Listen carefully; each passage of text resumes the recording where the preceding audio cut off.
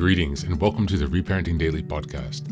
In this podcast, we'll dive deep into reparenting, exploring all of the tools and resources that you'll need to help you along your journey. This podcast is divided into 3 sections. The first is a daily reading. The second is a discussion of the reading followed by suggested journal prompts. And the last section is a peaceful meditation for closing.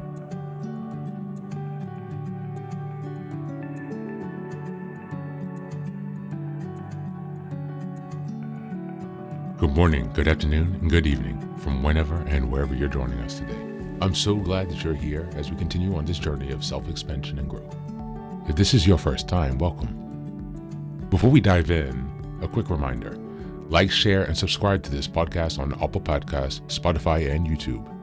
Your support here helps spread the word and grow this community of self-reparenting. Now for a few updates.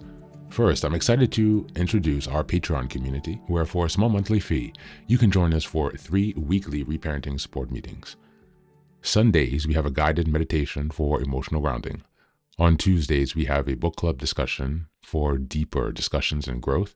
And on Thursdays, we have open topic conversations for real-time support on any topics that may come up. You can find all of the details about what's included in this community by going to the Reparenting Daily website and checking out the community tab. In addition, we now have a WhatsApp support group, a global network of fellow travelers available anytime you need encouragement, guidance, or a simple connection. This is just one of the many ways we're building a strong, supportive space for your reparenting journey. The next announcement is that I've just released my first few books. The first is the Reparenting Daily Journal, a structured 365-day guide to help you work through reparenting day by day. Starting in 2025, each month focuses on a key theme with weekly sub-themes. The Reparenting Daily podcast episodes align with the journal, making it an interactive and immersive experience to help you stay focused and ensure real progress this year. Now for the next announcement, I'm thrilled to introduce Fairy Tales for Reparenting Daily, a collection of 3 books inspired by Jungian analysis, mythology, philosophy, psychology, and most importantly, the work of Marie-Louise von Franz. These short, simple stories are designed to help you reconnect with your inner child and experience healing through storytelling. What makes these books unique? Well, at the end of each story, there's a deep dive analysis exploring its themes, explored by journal prompts to help you reflect on how these lessons relate to your personal journey. All of these books are now available on Amazon, so go ahead and take a look and support this project. Reparenting is a journey of growth, iterative change, and continuous improvement. Much like nurturing the bonsai tree, it requires patience, care, consistency, and attention. Thanks for being here and supporting this work, and for committing on your journey of self-expansion. Now, without further ado, let's dive into today's practice. Today's reading is from Atomic Habits by James Clear. Just as a reminder, we are in March, and the theme is building self-trust and self-confidence.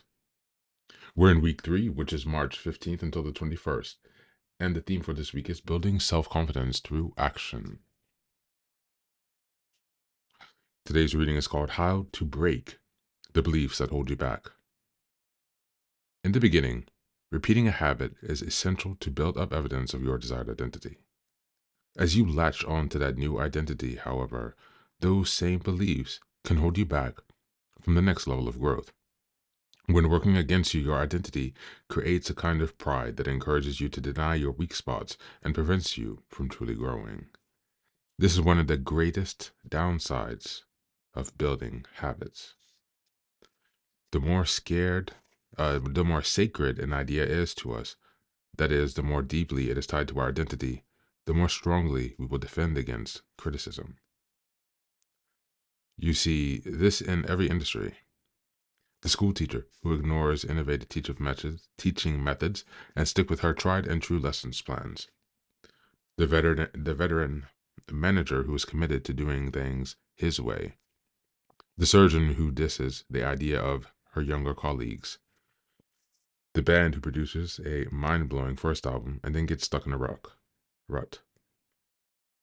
The tightening we cling to an identity, the harder it becomes to grow beyond it.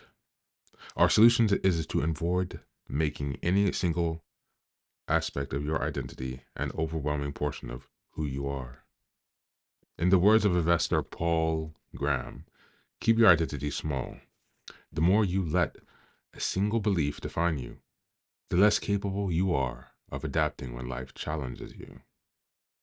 If you tie everything up in being the point guard or the partner at the firm or whatever else, then the loss of that facet in your life will wreck you. If you're a vegan and then develop a health condition that forces you to change your diet, you'll have an identity crisis on your hands. When you cling too tightly to one identity, you become brittle. Lose that one thing and you lose yourself. For most of my young life, being an athlete was a major part of my identity. After baseball career ended, I struggled to find myself. When you spend your whole life defining yourself in one way and that disappears, well, then who are you now?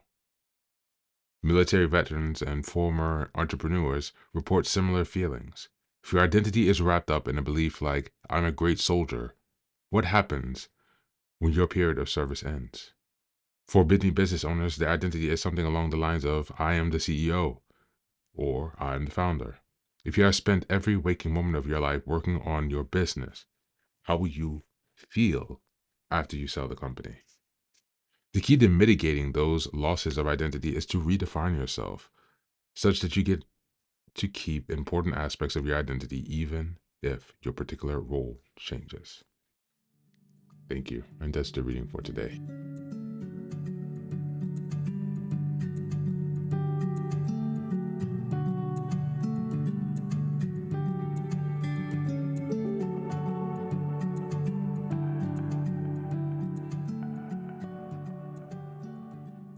Welcome back, welcome back. Now, this reading explores how rigid identity beliefs can limit growth and confidence by making individuals resistant to change. When people tie their entire sense of self to one role, whether as an athlete, a leader, or a professional, losing that role can lead to an identity crisis. True confidence comes from not clinging to a fixed identity, but from adapting and evolving, allowing new opportunities and perspectives to shape who we become. By keeping an identity flexible, we build a stronger foundation for personal growth as well as resilience.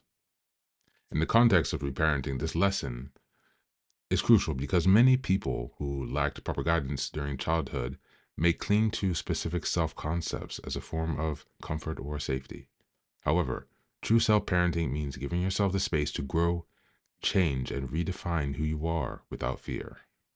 Instead of saying, I must always be this person, the goal is to say, I am this kind of a person who can adapt, learn, and thrive in any circumstances.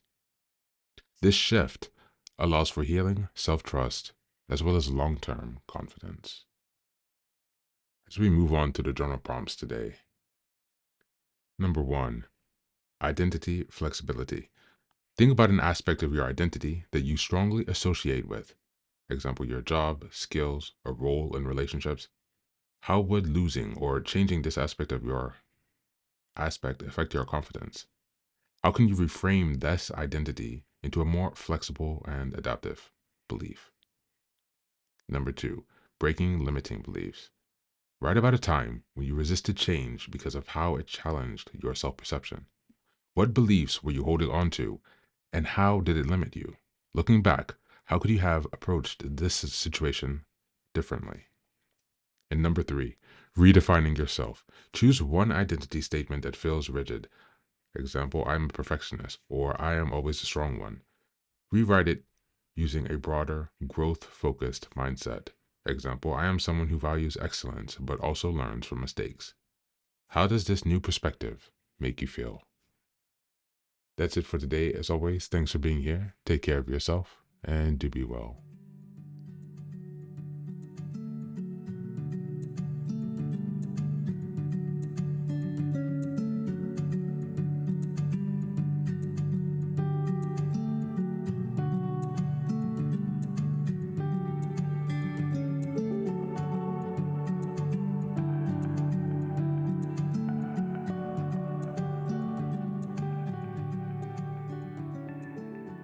Welcome back. Now, this is the third and final section of the daily podcast. This is your silent meditation. Please find a space where you can be comfortable and undisturbed, where you can relax and spend some time with yourself for this 10-minute silent meditation. You can choose to be sitting, standing, lying down, or in whatever position makes you most comfortable today. Take a moment to simply be with yourself. Focus on your breath and gently connect with each part of your body. If thoughts arise, don't let them overwhelm you. Just observe them without attachment. Imagine them as leaves drifting down atop a river, passing by without needing your engagement. Stay present, grounded, and open to this moment, no matter what time of day you are listening and practicing this meditation. Namaste.